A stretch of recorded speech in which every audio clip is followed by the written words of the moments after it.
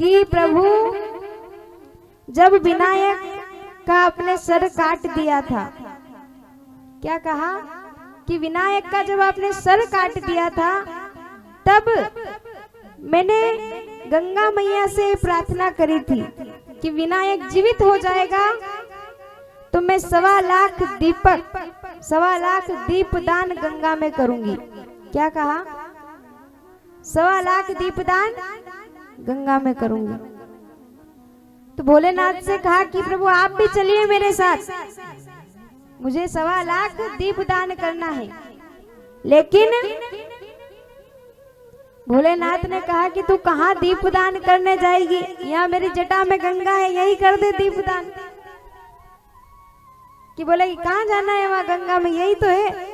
तो पार्वती जी ने कहा नहीं नहीं, मुझे हरिद्वार जाना है, हरिद्वार गंगा जी में दीपदान करना है।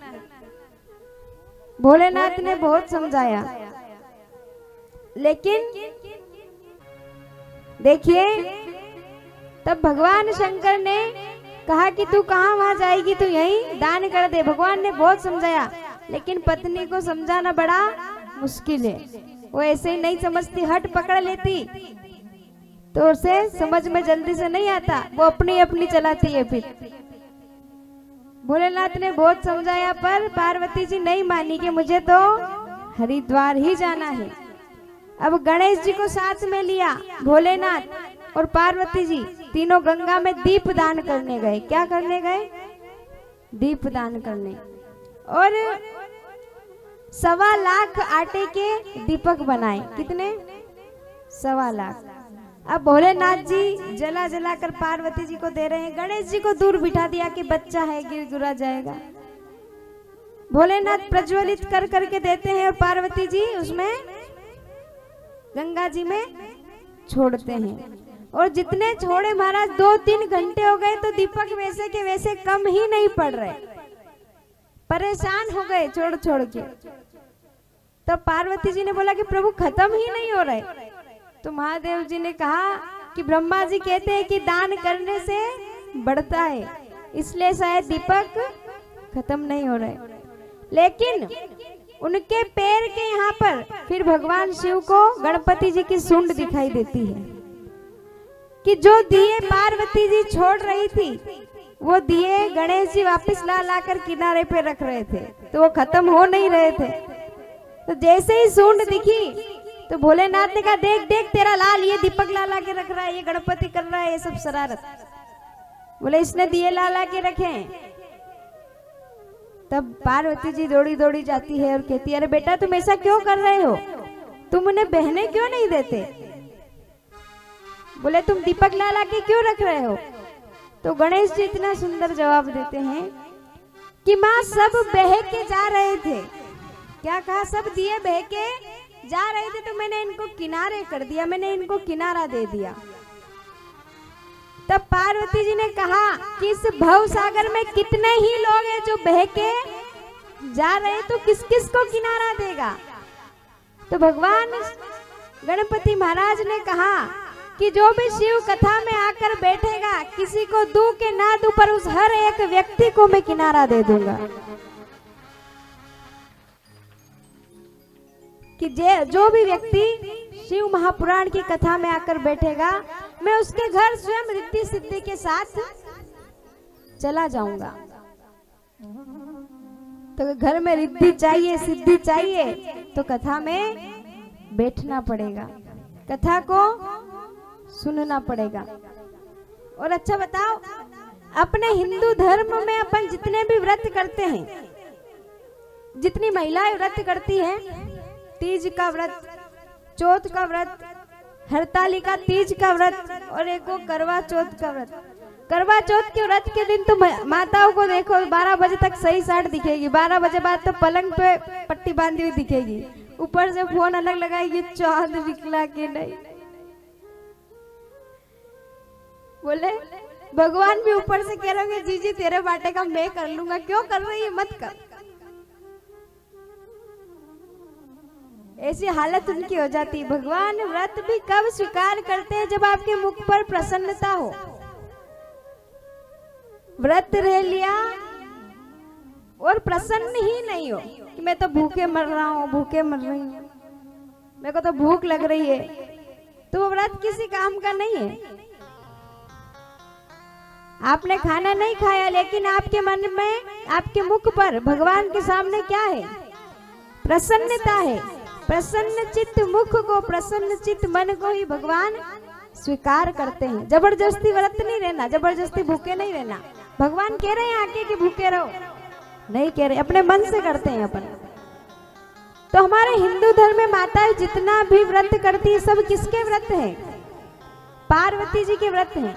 चाहे चौथ ले लो, तीज ले लो, हरतालिका तीज के दिन कैसे बालू रेत के अपन वो बनाते हैं, शिवलिंग बनाते हैं, वही पूरा परिवार बैठा है और माताएं पूरी शिवलिंग ढक देती है, सुबह तक उसको खुला नहीं करती है। शंकर भगवान भी कहते हैं अंदर से कि भाई मेरे को गर्मी लग रही है, पार्वती जी कहती है पूरा ढक दिया, बोले मैं भी ढका हूं, अब तो सुबह ही छुटकारा मिलेगा, बैठी रहे तू भी। इसलिए हमारे हिंदू धर्म में पार्वती जी के व्रत माने जाते हैं। बताओ हमारे यहाँ लक्ष्मी जी का कोई व्रत है? सिर्फ दीपावली के दिन करते हो, लेकिन विष्णु पुराण में वो व्रत नहीं लिखा। आपके लालच से करते हो आप कि व्रत रहेंगे तो लक्ष्मी जी आएगी, वरना व्रत लिखा नहीं है। कहीं ब्रह्माणी का व्रत देखा आपने कि ब्रह्मा की पत्नी का कोई व्रत है? नहीं है। केवल किसका व्रत है? पार्वती जी का। और क्यों है? क्योंकि पार्वती जी ने कभी भी अपने पति से ऊंची आवाज में बात नहीं की, बिन मतलब का कलेश नहीं किया। और महाराज पूजा आपकी भी होने लग जाए, आपकी भी व्रत होने लग जाए, अगर लड़ाई ना करो तो, लेकिन वो हमसे होगा नहीं। तो पार्वती जी के ही व्रत माने गए हैं, क्योंकि इन दोनों के हमारे मन में विचार आता है ना कि लक्ष्मी जी के क्यों नहीं है, ब्रह्माणी के क्यों नहीं है।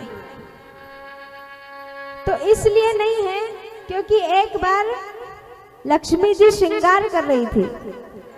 क्या कर रही थी? श्रृंगार। और श्रृंगार करते करते उनका श्रृंगार थोड़ा अधूरा था और विष्णु भगवान अंदर आ जाते हैं। तो उनके श्रृंगार को देखकर भगवान खूब हंसते हैं, खूब हंसते हैं कि अरे तुम ऐसे श्रृंगार में तुम कैसी लगती हो। तो लक्ष्मी जी को क्रोध आ जाता है। वो उन्हें क्या दे देती? श्राप दे देती है कि हे नारायण, आप मेरे पति परमेश्वर हो और मैं आपकी अर्धांगिनी हूँ, आप मुझ पर हंसे हो। मैं तुम्हें श्राप देती हूँ कि तुम जिस प्रकार हंसे हो कि घोड़े की तरह तुम मुझ पे हंसे हो, ऐसे घोड़ा ही मिनमिनाता है। बोले जाओ तुम एक बार घोड़ा बनकर आओगे। और उसीलिए भगवान ने एक रूप हयग्रीव का भी लिया था। भागवत जी में कथा आती है, जब एक हयग्रीव नाम का दैत्य वरदान प्राप्त करता है कि मुझे कोई हयग्रीव ही मार सके, और वो दैत्य ब्रह्मा जी के चारों वेद लेकर पाताल में भाग जाता है, तो उसको मारने के लिए भगवान विष्णु को एक बार घोड़े का मुख बनाकर हयग्रीव बनना पड़ता है, लक्ष्मी जी के शाप के कारण। कल आपने कथा सुनी, भगवान शंकर ने कहा कि लक्ष्मी जी को भेज दो महिषासुर को मारने के लिए, लेकिन भगवान विष्णु ने क्या कहा कि वो नहीं मार सकती, क्योंकि उसने मुझे शाप देकर अपनी सारी शक्तियां छीन कर ली है, खत्म कर ली है। तो अपन जो बिन बात के किसी के ऊपर क्रोध कर रहे हैं, गुस्सा कर रहे हैं, किसी की बात सोचकर बिन मतलब अपना बीपी ऊपर नीचे होता रहता है, तो ये ठीक नहीं है। हमें क्या मतलब किसी से? अच्छे से रहो, अलमस्त रहो, भगवान की सेवा करो। लक्ष्मी जी महिषासुर को नहीं मार पाई क्योंकि उन्होंने श्राप दे दिया था, इसलिए उनके व्रत नहीं है, क्योंकि उन्होंने अपने पति पर क्रोध किया था। लेकिन पार्वती जी ने कभी भी अपने पति पर, भोलेनाथ पर कभी क्रोध नहीं किया, कभी लड़ाई नहीं की, उनका अपमान नहीं किया। और ब्रह्माणी के व्रत इसलिए नहीं है कि एक बार पुष्कर राज की धरती पर ब्रह्मा जी यज्ञ करने जा रहे थे और जैसे ही यज्ञ करने जा रहे थे तो उन्होंने ब्रह्माणी से कहा कि तुम जल्दी से तैयार हो जाओ, हमें यज्ञ में बैठना है। अब ब्रह्माणी तैयार होने गई तो महाराज महिलाओं के तो कितने ही नखरे हैं, 1 घंटा हो जाए जब भी उनसे तैयार नहीं हो आता है। तो तैयार होने गई तो बहुत देर हो गई। तो ब्राह्मणों ने कहा कि ब्रह्मा जी मुहूर्त निकला जा रहा है, जल्दी बोलो कि ब्रह्माणी जी जल्दी से तैयार हो जाए। लेकिन फिर भी वो तैयार नहीं हो पाई, बोले कि थोड़ी देर और रुको फिर आती हूँ। अब आखिरी बार उन्होंने कहा, उन ब्राह्मणों ने कहा कि बस 1 क्षण की देरी है मुहूर्त में। कितनी? 1 क्षण की। अब तुम बताओ क्या करें। तो ब्रह्मा जी ने कहा कि जो तुमको सही लगे वो कर दो। तो उन ब्राह्मणों ने गाय के मुख से वेद माता गायत्री को प्रकट किया और गायत्री का जोड़ा गठबंधन ब्रह्मा जी के साथ कर दिया और उनको कहाँ बिठा दिया? हवन में।